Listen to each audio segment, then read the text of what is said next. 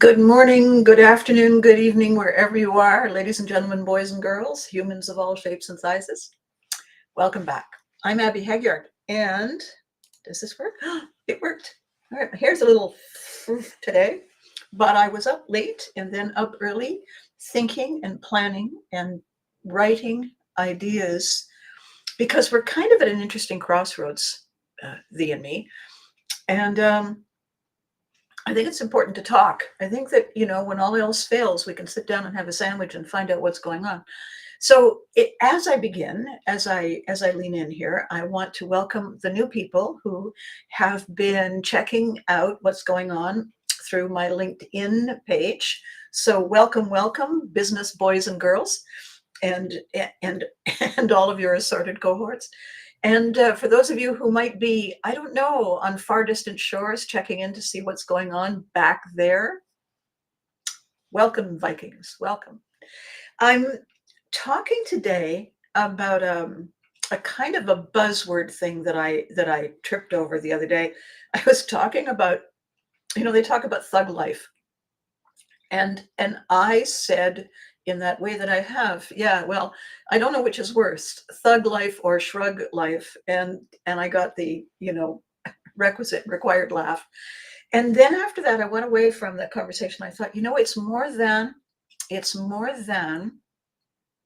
thug life or shrug life. There is a third category, and it's hug life. And I thought, there's a conversation to have in greater depth. I kind of tapped into it last week. But this is a time when we are looking at people who appear to be taking leave of their senses according to our point of view, and it causes a division. It causes us to be in two completely opposing camps. And the thing is that that's not entirely accurate. There is in fact a third camp, and I think the third camp is where our most important work needs to be done. Sorry, I've just got a hair. So before I begin the important work with you, let's have a sip of our morning beverage, shall we? It makes slurpy noises. I don't know. It's either I've lost the ability to swallow quietly or it's the mug. Let's blame the mug. Mug life. So, all right. So in the beginning of all of these conversations, what happened to me about 4 years ago was I realized in the midst of an unprecedented health crisis, unprecedented in my lifetime. And good morning, Daniel. Nice to see you. Was that people did not have a natural, many people did not have a natural ability to dodge and weave over extended periods of time when there was a crisis. And the crisis that was extended was the pandemic. And for the first time, as I said, in my lifetime, all of a sudden there was a problem that was going on and on and on. I mean, we can have a bad weather event, we can have a bad season event, but 3 years is kind of a thing, right? And I noticed that what was missing for people began with, I don't know where I'm supposed to be. It segued to, I don't know what I'm supposed to do. And very gradually, sort of like drops of water torture, that evolved into, I'm no good at this. I think I'll just stay home. I think I'll just stay under the bed. Or a kind of a pent up, frustrated, helpless rage. Neither of those two things could be considered healthy. They're certainly not a whole lot of fun. And what they do together is they undermine probably our greatest superpower, which is our resilience, our innate ability to take a look at what's going on and without investing too much time, good morning, Freddie, without investing too much time in why did that poisonous snake poison me? We look at, all right, where's the reset? How do I reconfigure this?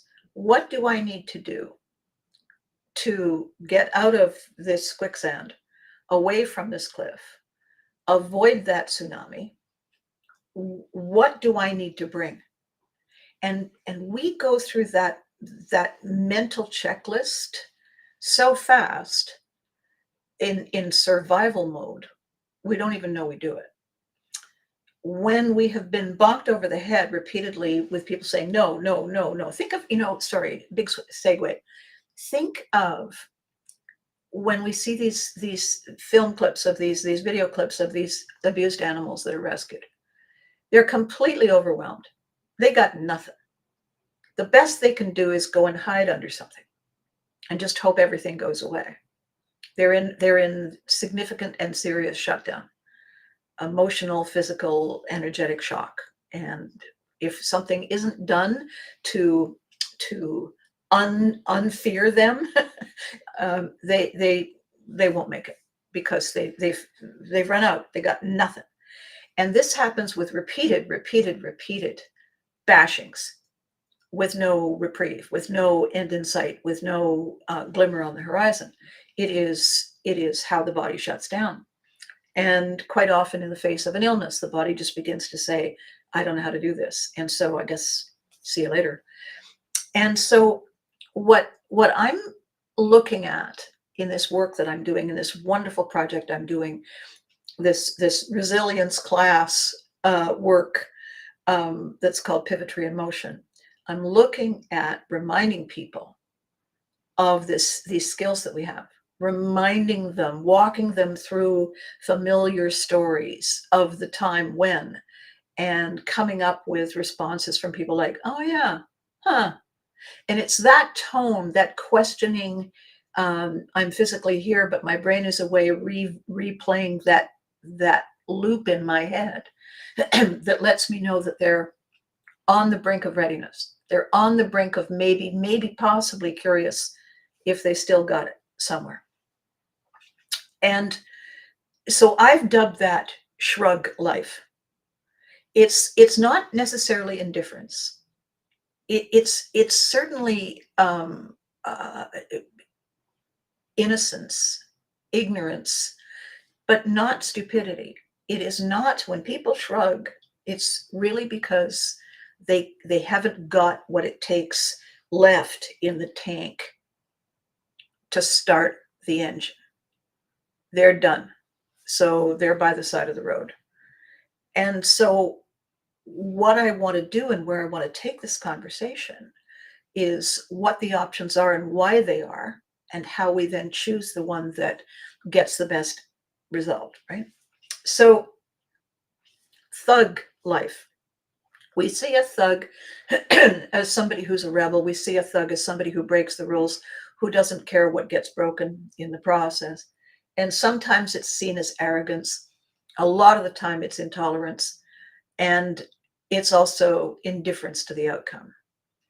And what we don't see in that entire, sorry, I'm just writing down another word, in that entire recipe, that entire series of words, what we don't see is that when you add all those words, the indifference and the intolerance and the ignorance and so on, and then you look at the exhaustion quotient, what you end up with is incompetence. You end up with drag.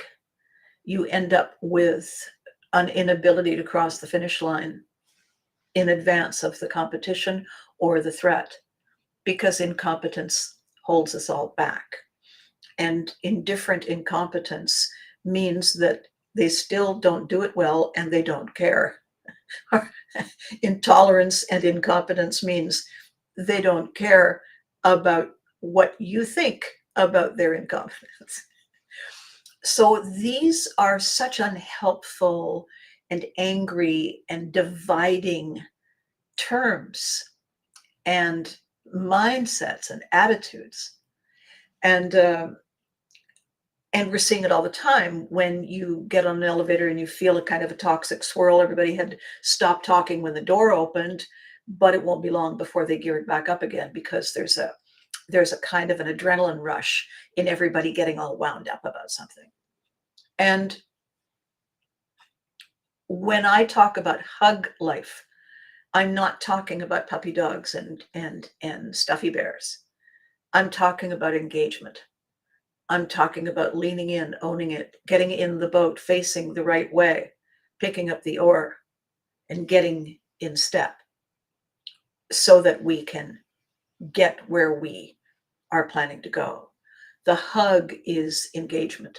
The hug is identification with, is interest, is integration, is excitement, it's information, it is growth.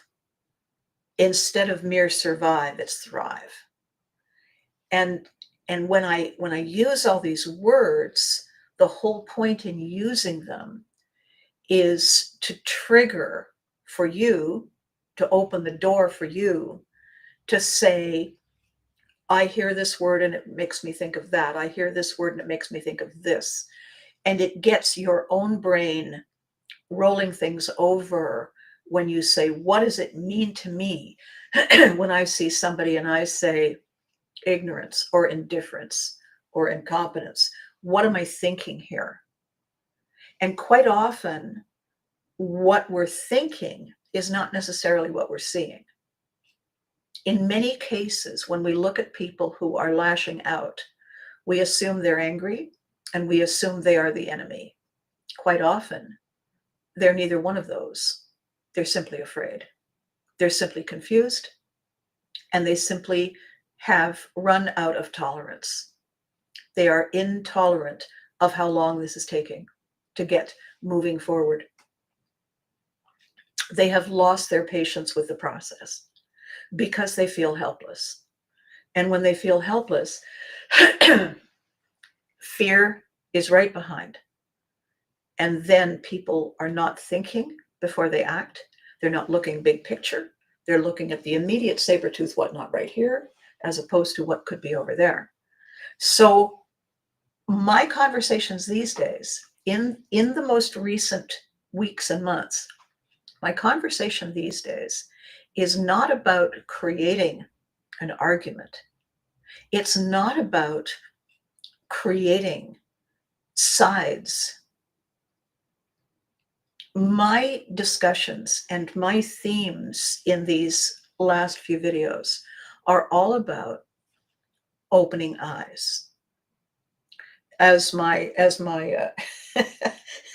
my biker life mentors from Bay Ridge, Brooklyn would say, are you listening to you?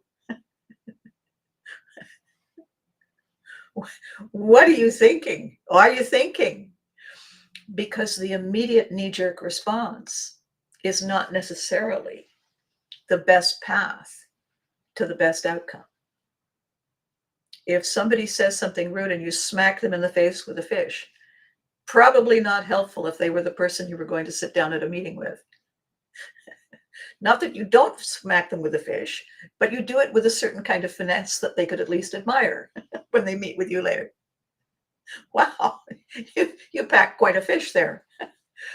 So the conversation today, thug, shrug, hug. Which ones are you? Because it's never entirely one thing. There are times when we're thugs. I have my thug moments. I was talking to Carol the other day and she said, wow, I was telling her something that happened. She said, wow, some people have no idea. And I said, I know, right? Because if you're going to stand on your own feet, you have to be prepared to make sure nobody steps on them, right? Excuse me, you stepped on my foot. Yeah, what's it to you? Come here. As that rather strange girl said, cash me outside. Or we're going to go outside and fight. No, you're catch me outside if you can. So where we are is at a place when people are saying things they may or may not mean. They are saying them for any number of reasons. Sometimes we say to go along and get along. Sometimes we say because we're just fed up. and we'd like the conversation to be over. So you say the first rude thing you can think of. And sometimes we say them because we haven't really thought it through. And when we do think it through, we think, yeah, maybe that was not the best choice. That's where we are right now. Good morning, a dog incident. And I had to get a rug in the wash. Good morning, a rug in the wash. I see. A dog incident. So, with dog incidents, Chris, I sometimes think that while they say timing is everything, I also think placement plays a role too. Positioning, timing and positioning. Where we are and what I'm talking about, Chris, is the 3 points that I'm looking at our current conversations and conflicts these days. Is it thug life? Is it shrug life? Is it hug life? Are we intolerant? Are we indifferent?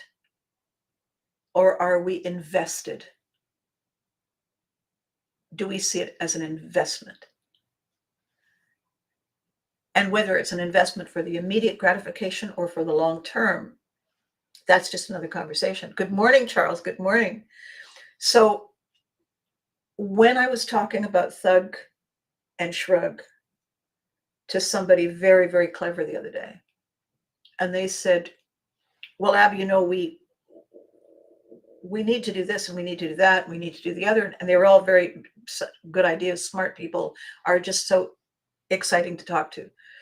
And I said, yes, they are important. And yes, they are very clever, far more clever than I would have thought of. May I remind you of the number one rule in marketing, the number one rule in everything, actually. And he said, what was that? And I said, number one, get their attention.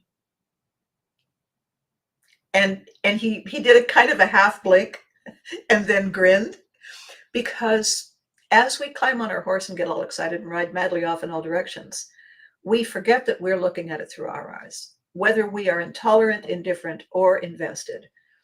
What we are thinking is it would not be possible for anyone to see it any other way beyond ours, because we only have these eyes. And part of the conversation and the argument and the disagreement and the step outside is when somebody refuses to see it through our eyes because they got their eyes. And so in my conversation with him and with a couple of other people yesterday, in preparation for today and in preparation for this event I'm going to, what's in it for them and what's in it for me are very seldom the same thing.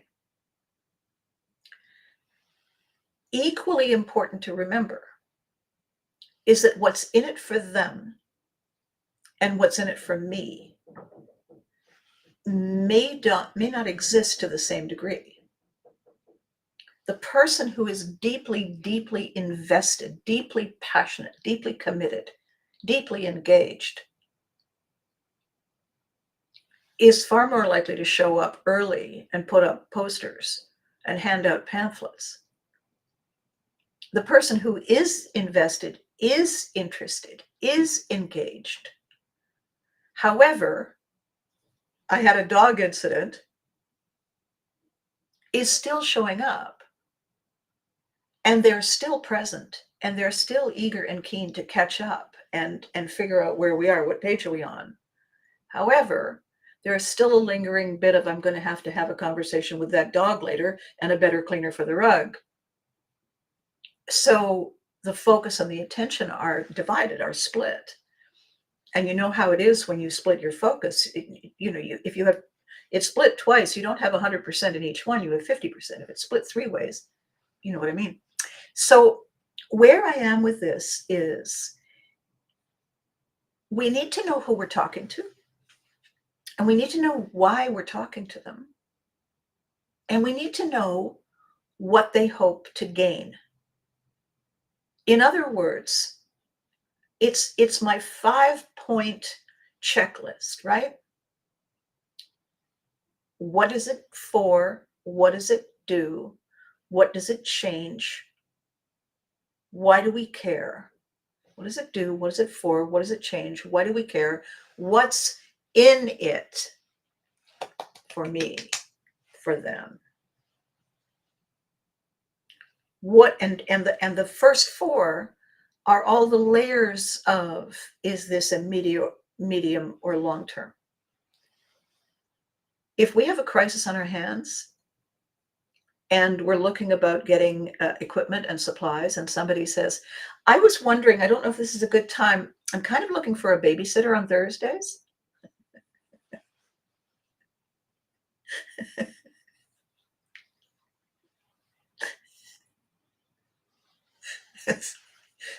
There's a meme I saw a long time ago. It's a small girl who says, when the teacher says, are there any questions? Is Henry a good name for a hamster? Is not one of them. Miss? So where we are in this fascinating state of our tiny corners of the world, our immediate vicinity within the world, the reach at the end of our arms component of the world, and then the far distant shores, truly is what's in it for me. What's it for? What'll it do? What'll it change? Why do we care? Because when someone drops a stone in a pond, the ripples affect everyone eventually. So intolerance is a smack in the face. It is unwillingness to bend, listen, collaborate, integrate. It is a determination to proceed full speed ahead at all costs. There is only one way. It is their way, and there will be consequences. Indifference is, I don't care, come if you want, stay or go. I'm here, aren't I? I changed my shirt. Oh, fine, okay, we'll do it your way. That's indifference. What do you want from me? That's indifference. Do you have any idea what I'm going through? Yeah, all of that. And the third one is where we need to be for it to work. The third one is hug life. Why I care, what I bring, why it matters, what I share. It is a coming together as opposed to a breaking apart or a wandering off. And coming together, given the human condition in that we're not physically strong, coming together has been proven to be our greatest strength. Strength in numbers, divide and conquer. So where we are in conversations with people who say, I hate that, I call them on it every time. I say, there must be another word you could use. Or I make a kind of a Viking fun of it when somebody says, oh my God, I hate that. What? That pattern. And I look at it and I say, that's houndstooth. Yes, I hate it. So fear and loathing in houndstooth? For heaven's sake. But what they're saying is that there is a trigger mechanism that reminds them of something unpleasant. And they don't want to talk about it. They're just staking their tent. They're staking their boundaries. Do not cross. Big yellow tape. That's intolerance. Indifference is that the yellow tape is flapping. One end has come loose. Somebody spilled food on it. And they forgot that they had an appointment at 10 o'clock and they showed up at 10:45. And investment is being there. Being there, not to chase it. And this is where it's so important. Being there is not about chasing a dream. It is about welcoming it. It is about saying, hey, good to see you. I've missed you. Come in. May I offer you a beverage? Investment is saying, let's talk, tell me more. I'm glad you asked. It is inviting. Instead of no, but, it's yes, and. And what I think is really important for all of us is to use the later folder, my handy dandy later folder, to give ourselves a reset opportunity. When you're going through the things you write down today, the things that you wanted to get out of your here and out of here and onto the page so that you could carry on, when you look at them later, because it's the later folder, when you look at them later, what I want you to do is check whether it feels like a threat, like an inconvenience, or an opportunity. Threat, inconvenience, opportunity. The threat is thug life. Inconvenience is shrug life. Opportunity is hug life. And we get to choose every day, all the time. When we get a call from someone, when we see behavior from someone, and it triggers us, is it a threat? Is it an inconvenience? Or is it an opportunity? And the reason this is such an interesting conversation and an interesting opportunity to think about this for a moment with me now is that more often than not, it's not simply one. Quite often the threat is an inconvenience. It's just a really big one. Instead of being annoying, it's frightening. Instead of being it's ugh. And sometimes the opportunity when these things happen is to look at it as a lesson, is to look at it as a reminder of where we don't want to be, of what not to wear, of what not to fall into in terms of unconscious patterns. So when you're going through your later folder list, does it feel like a threat? Does it feel like an inconvenience? Does it feel like an opportunity? You've got the TIO. That's your rating.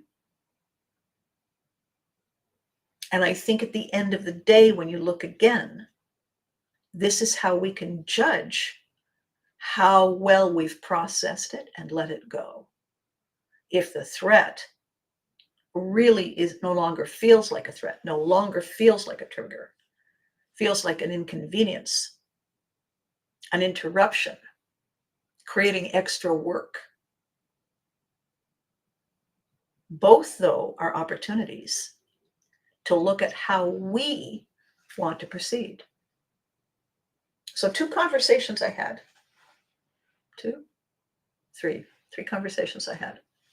One conversation was with somebody who said, I feel so guilty. And I said, why? Well, because I didn't show up in the way I should have. Should, could, would, according to whom? To you? Were you judged? Who judged you? By what standard? Oh, I know what you're saying. I know you're saying that I shouldn't do this, but and that's the tone. The tone is that they want to have the guilt. They want to feel helpless. Why? It gives them permission to shrug. It gives them permission to be a victim. It gives them permission to not shift into ownership. Why not? Probably that's the work to do. If they can recognize that that's what it is, it's giving them permission to stay stuck, then it's an opportunity. Second conversation I had was with someone who said, nobody's listening. And I said, well, that would be because their pants are on fire. And I gotta laugh. I'm serious. Me too. So are they. More so than us. It's their pants. If they're not listening, their pants are on fire. So instead of saying, you're not listening, maybe get a bucket of water. Help them out. They'll be grateful. The inconvenience becomes an opportunity. Oh, Abby, you're always finding some kind of a solution. Yes, and why are you upset? What? Why are you upset? I'm finding a solution. I know, but it just means more work. Aha. Aha. You wanted somebody else to pick up your oar for you in the boat, did you? Not me. Not me, little bird. No, no.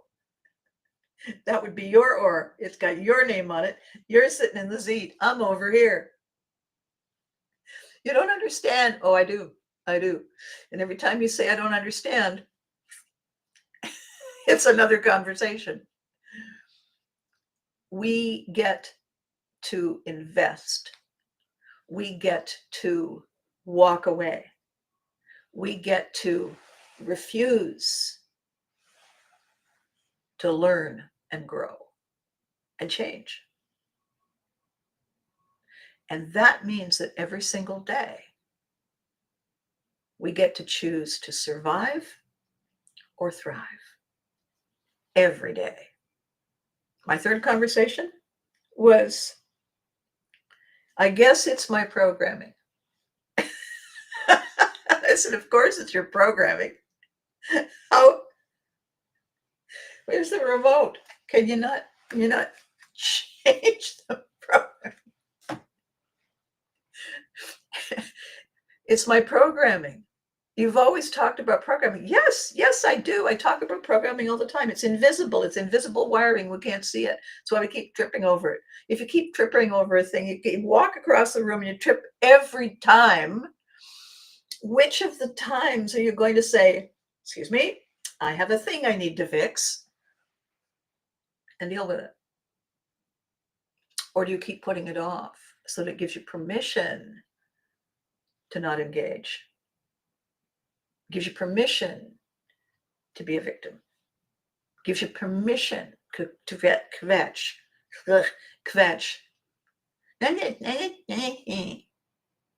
You know what it is? Oh my gosh.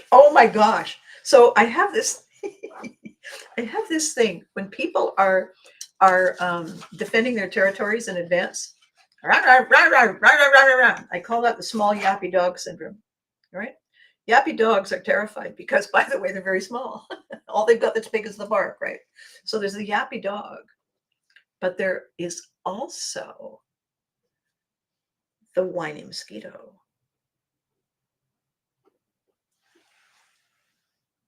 Mosquitoes don't come at you in the dark going dun dun dun dun dun dun. No, they come in going ee ee, and I've always, if they just wouldn't whine.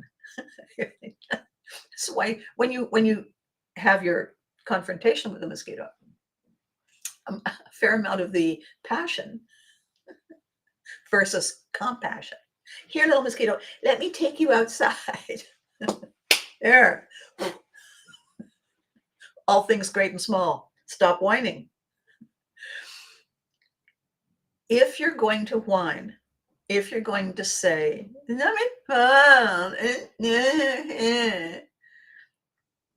you are reverting to an unfortunate age in which no one likes you, including you. So here's the thing. You get to change. You get to grow. Either that or somebody's going to boot you off the stage. So if you're a yappy dog, pretty much that's intolerance. If you're the shrug, that's pretty much the mosquito. And I really think that if it's the hug, it's either a big fat grin or a happy sigh. I think it's that. I think those are it's like a happy little balloon, happy little balloon losing air.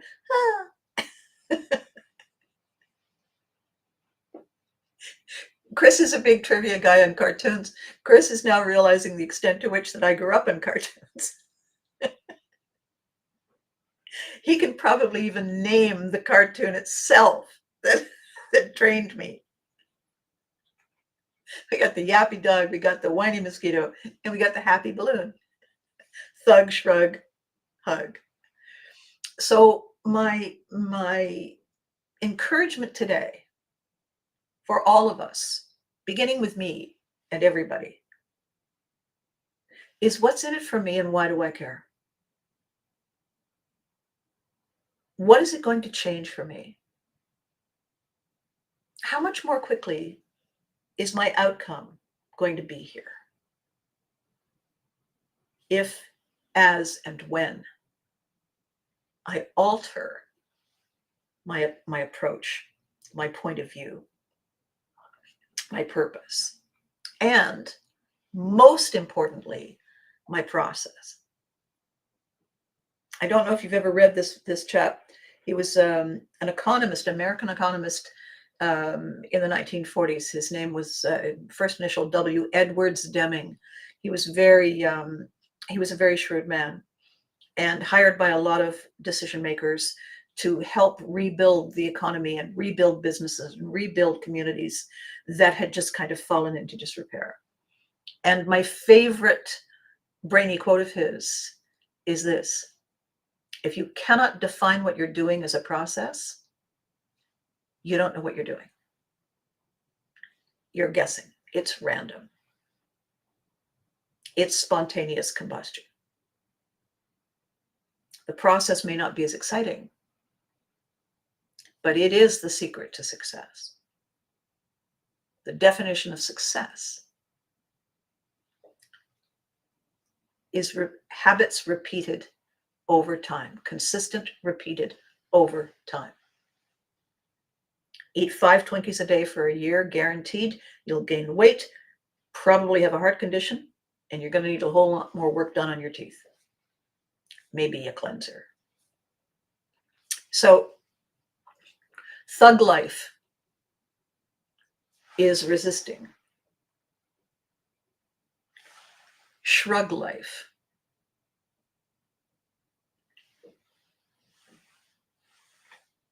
is whatever. Hug life is where do I sign? And what we want more than anything in our conversations with people, I think, and this is these talks are all Abby Mom talks, right? But I think that in this moment, it is an absolute blend of Abby and Mom that it's not a matter of going along to get along. It is a matter of profiling each other so that we understand their definitions. We understand their backstory. Their different definitions and their backstory create their context. We can understand what they mean more clearly and more quickly when we understand their context, when we listen to what they're saying, and we pay attention to the signs and the signals that tell us why they're saying it. Why does that matter to us? Because if I truly understand what you mean, it takes less time for us to come together and collaborate on an awesome outcome. And that's the whole point. When somebody comes in, and this is typical in any new business, in any new organization, the new regime comes in, the new person buying the business, they bring in all their management people because they bought the business, because they have a vision, not the same as the previous vision. They have a vision to change the status quo. So they bring in all their experts. Sometimes they work with the previous to get an overlap, to have a consistent flow, and sometimes they throw the baby out with the bathwater. That is standard operating procedure. The people in the flux, in the mix, especially those who didn't know that there was going to be a change, if they were sick when the decision was made, came back the next day. Wait, what? Why is the sign blue? Where's my office? That is always difficult.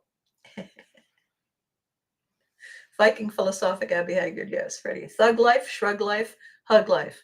That's it. That's it, sir. There's a fourth one, and there's a fourth one, and I want to talk about it.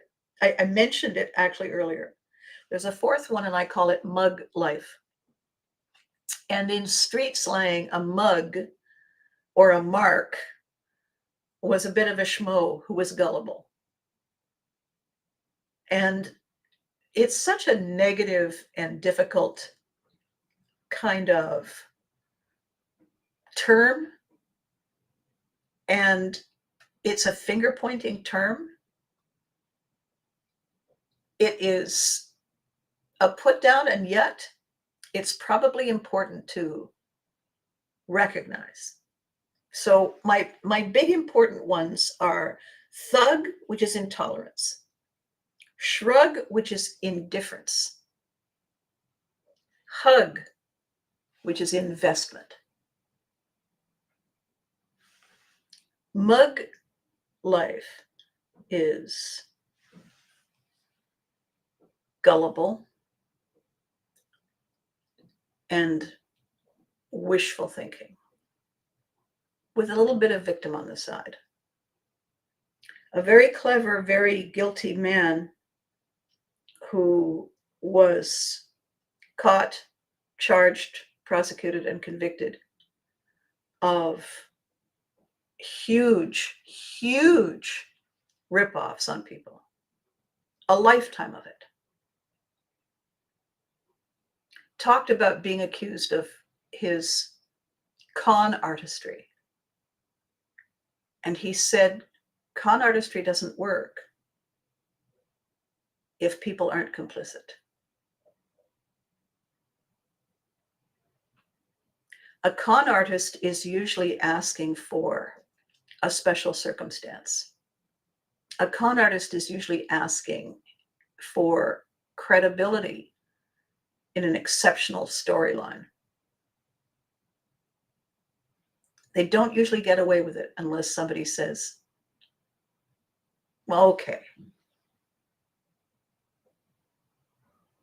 So there is a certain amount of involvement and slackery on the part of the victim. Not to blame the victim, but to recognize that there are two parties to an event in which deception is played out. So it's complicated, it's muddy, it's murky.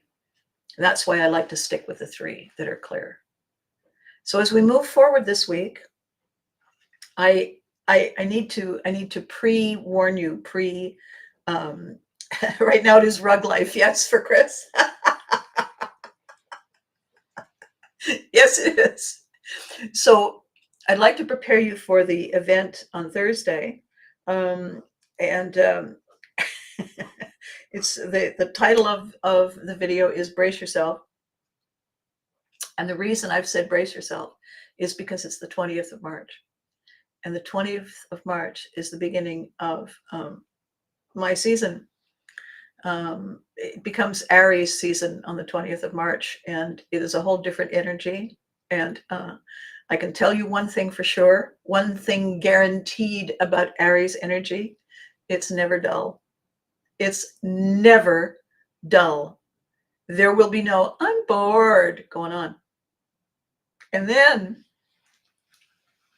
11 days after the beginning of Aries, it's birthday month. So that's why the video on Thursday is kind of prepping you for good defense postures. Usually they involve cake. Just say it. It's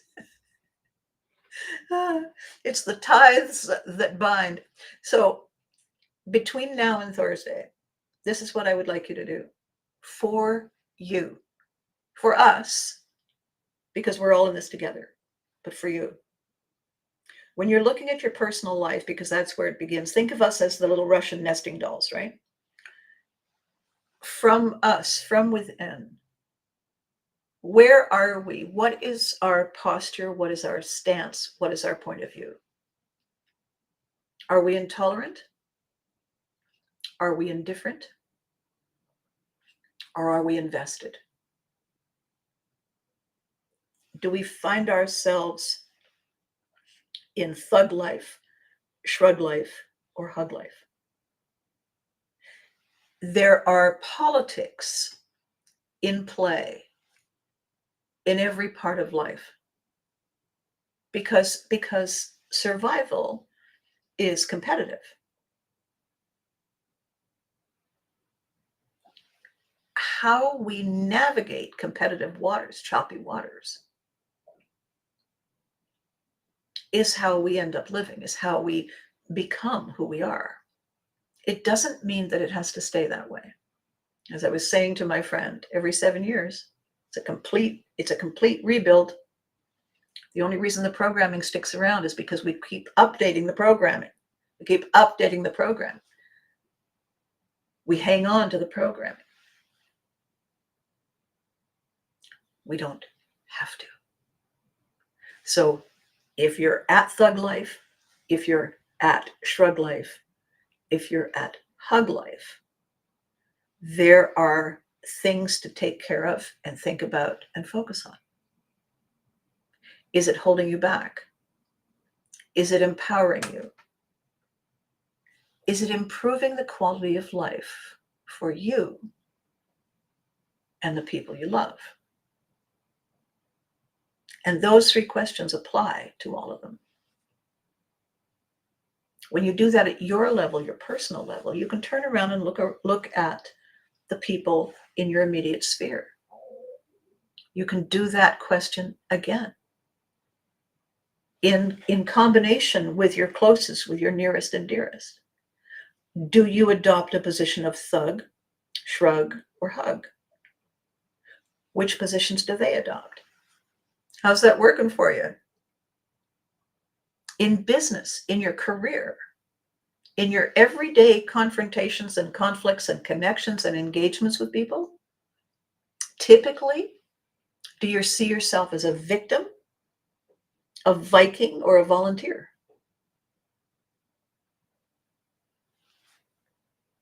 When you have time to do that, when you sit down, you say, I'm going to give myself a minute, I'm going to give myself 5 minutes, set a timer, 5 minutes, get a beverage, sit and say, thug, shrug, or hug. And then, I wonder why. And that is the beginning. That is the most exciting place to be. Because wondering why is curiosity. And curiosity is the doorway to resilience. And that's when we need to have a conversation. So, a little bit early, not early enough. I'm trying to get it around in 45 minutes, but I think I'm all over the map. Never mind. I'm getting the message out, I hope. And I hope you're receiving it. And I hope it's giving you things to think about and possibly to incorporate in the way you're living and enjoying your life. So, you know the drill, right? Be good to you. These are challenging times for a lot of us. The weather has been fascinating.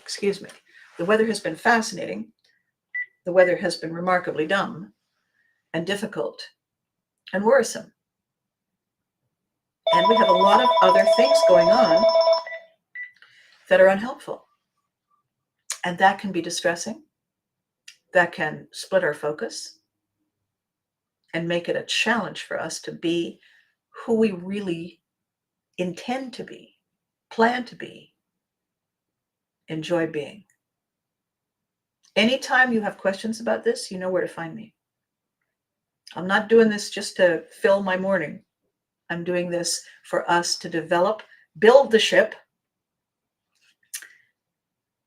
plan a destination, practice rowing, and climb aboard. That's the plan. Okay, so be good to you. You deserve it.